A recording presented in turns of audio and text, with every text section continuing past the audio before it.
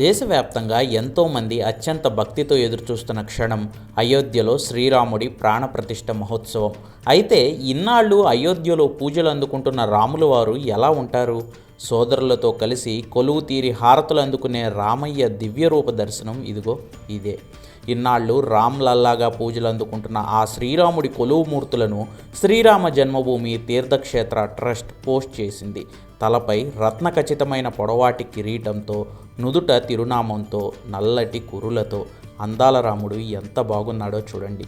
ఈ విగ్రహానికే ఇన్ని రోజులు కొలువు సేవలు అందిస్తోంది రామజన్మభూమి తీర్థక్షేత్ర ట్రస్ట్.